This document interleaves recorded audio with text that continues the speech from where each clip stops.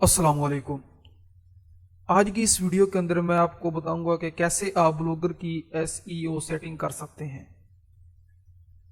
अगर आप ये एसईओ सेटिंग नहीं करते तो इसका मतलब ये है कि आपका ब्लॉग गूगल पर कभी भी रैंक नहीं हो सकता और ना ही कभी ऑर्गेनिक ट्रैफिक हासिल कर सकता है। इसलिए ब्लॉगर की एसईओ सेटिंग करना बहुत ज़्यादा अहम है। तो सबसे पहले आपने अपने ब्लॉगर की वेबसाइट के लेआउट को ओपन कर लेना है और इधर आ जाना, इधर क्लिक करना है सेटिंग पर। सेटिंग पर जाने के बाद सबसे अहम चीज़ जो आती है वो आती है कि आपका ब्लॉगर का टाइटल। आपने इधर ब्लॉगर के टाइटल पर लिख लेना है। अगर आपका ब्लॉग न्यूज़ टेक और बिजनेस के बारे में है तो इधर आपने कोई अच्छी सी डिस्क्रिप्शन लिख लेनी है। मैंने पहले डिस्क्रिप्शन लिख के रखी हुई है, मैं आपको दिखाता हूँ। ये देखें, मेरे ब्लॉग का नाम है पीके लाइन टेक 4। अभी मैं आपको ओपन भी करके दिखाता हूँ। ये देखिए, ये मेरा ब्लॉग है। तो आपने हमेशा यही याद रखना है कि आपने अपने ब्लॉग का नेम फर्स्ट पर रखना है। टाइटल के फर्स्ट पर आपने हमेशा अपने ब्लॉग का नेम रखना है। ये इसलिए ये एक एसईओ फैक्टर है, ये आपने लाजमी करना है।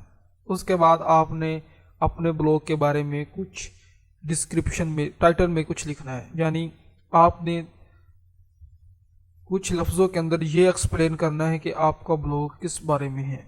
कम से कम आपके लफ्ज़ तकरीबन 100 होने चाहिए, यानी 100 से कम ही होने चाहिए तो बेहतर होगा। तो आप लिख लेना इधर। मैंने लिखा हुआ है PK line tech for technology and business news from Pakistan. आपको ब्लॉग जिस कैटेगरी के बारे में आपने उसमें लिख लेना है। उसके बाद आपने डिस्क्रिप्शन लिखनी है और डिस्क्रिप्शन के अंदर थोड़ा सा डिटेल के अंदर आपने एक्सप्लेन करना है कि आपका ब्लॉग किस बारे में है। क्योंकि मेरा ब्लॉग टेक और टेलीकॉम, एजुकेशन और बिजनेस के बारे में है तो मैंने आपके सामने लिख लिया है PK line tech for the best and most reliable source for information and all even in technology, telecom, business, sport, auto, education, real estate. ठीक है, आपने भी अपनी कैटेगरी के मुताबिक लिख लेना है। इसके लफ्ज़ भी तकरीबन 147 के करीब रखने हैं, इससे ज़्यादा नहीं रखने, क्योंकि जो डिस्क्रिप्शन है वो गूगल के अंदर इंडेक्स होती है। मैं भी आपको बताता हूँ डिस्क्रिप्शन किसे कहते हैं।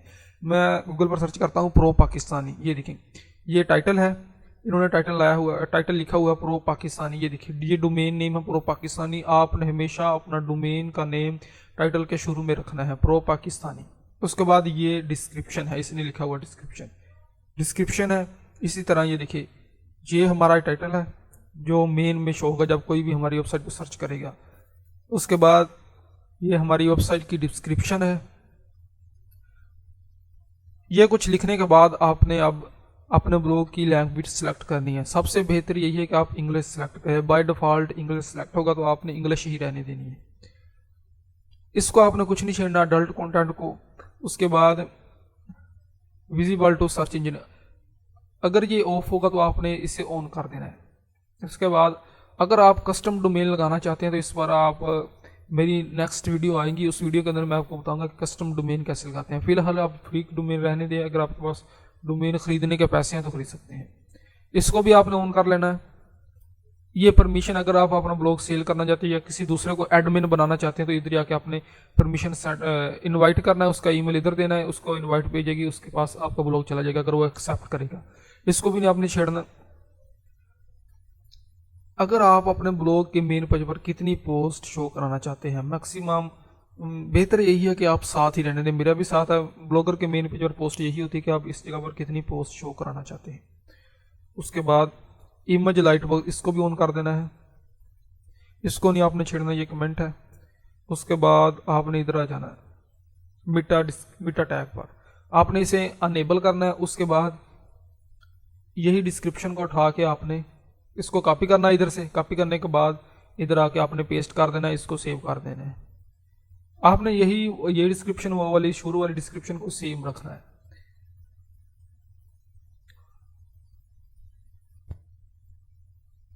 उसके बाद आपने इधर आ जाना है crawler and indexing, enable custom robot dot T X T. इसको आपने अनेबल करना है और जाके फिर अपने गूगल पर सर्च करना है। मैं भी आपको बताता हूँ, आपने गूगल पर ये सर्च करना है। गूगल पर सर्च करना है blogger robot T X T example generator for blogger.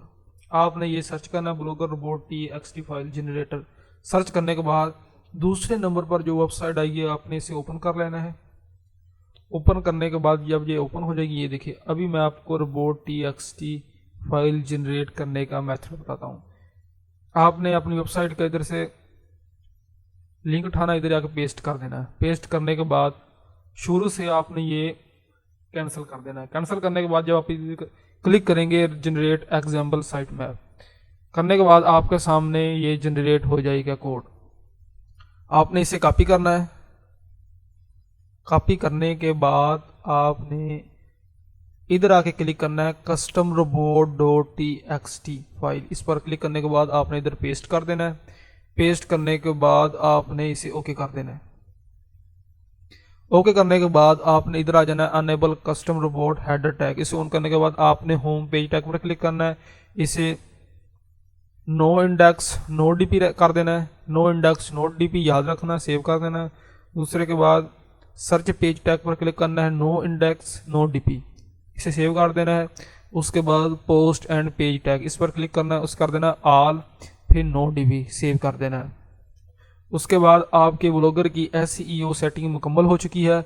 अब जो सबसे अहम सेटिंग रह चुकी है कि वो गूगल सर्च कंसोल के अंदर गूगल सर्च कंसोल के अंदर आपने अपनी वेबसाइट को कैसे ऐड करना है।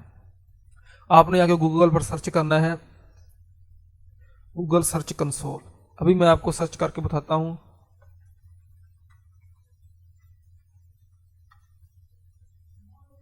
जब आप गूगल पर सर्च करेंगे सर्च कंसोल, आपके सामने ये जो पहला लिंक आ जाएगा, इसको आपने ओपन करना है, गूगल सर्च कंसोल टूल। इसे ओपन करने के बाद स्टार्ट नाउ पर क्लिक करना है। अच्छा, इधर आके आपने अपनी वेबसाइट का लिंक डाल देना है। जब अपनी वेबसाइट का लिंक डालेंगे, गो टू प्रॉपर्टी पर क्लिक करना है आपने। ये देखें। अच्छा, अब आपको सबसे अहम चीज़ मैं आप बताता हूँ कि गूगल सर्च कंसोल में वेबसाइट ऐड करना क्यों ज़्यादा इतना इम्पोर्टेंट है। मिसाल के तौर पर आपने अपने वेबसाइट के ब्लॉग पर कोई पोस्ट लिखी। पोस्ट लिखने के बाद गूगल को कैसे पता चलेगा कि आपने पोस्ट लिख दी है? यही गूगल सर्च कंसोल होता है जो आपके ब्लॉगर पर पोस्ट को रीड करता है, फिर उसे अपने गूगल के सर्च इंजन के अंदर इंडेक्स कर देता है। इंडेक्स करने के बाद आपकी पोस्ट गूगल पर शो होने लग जाती है। मिसाल के तौर पर कोई गूगल पर जाकर सर्च करता है robot.txt फाइल जनरेटेड, तो आपकी वेबसाइट इस तरह शो हो जाएगी। इसी तरह ये सबसे अहम है कि आप अपने ब्लॉग को गूगल सर्च कंसोल के अंदर लाजमी ऐड करें। जब आप अपनी पहली पोस्ट लिख लेंगे, पोस्ट लिखने के बाद आपने इधर आ जाना है साइड मैप पर। साइड मैप पर आने के बाद अभी मैंने कोई पोस्ट नहीं लिखी। अगर आपने 2-3 पोस्टें लिखने के बाद इधर आ जाना है साइड मैप पर क्लिक करना है, SIT साइड मैप .xml। आपने इस तरह क्लिक करके इसे सबमिट कर देना है। ये सबमिट हो रहा है, ये देखें। क्योंकि मेरा एरर आ रहा है इसलिए कि मैंने कोई भी पोस्ट नहीं लिखी। जब मेरी पोस्ट लिख जाएगी, ये मेरे साइड मैप मेरे ब्लॉगर की पोस्ट को इंडेक्स कर लेगा। इंडेक्स करने के बाद इधर ये आपके सामने शो भी हो जाएंगी कि आपकी पोस्टें इंडेक्स हो चुकी हैं। इधर परफॉर्मेंस आ जाएंगी कि किधर किधर से क्लिक आ रहे हैं, किस जगह से ट्रैफिक आ रही है।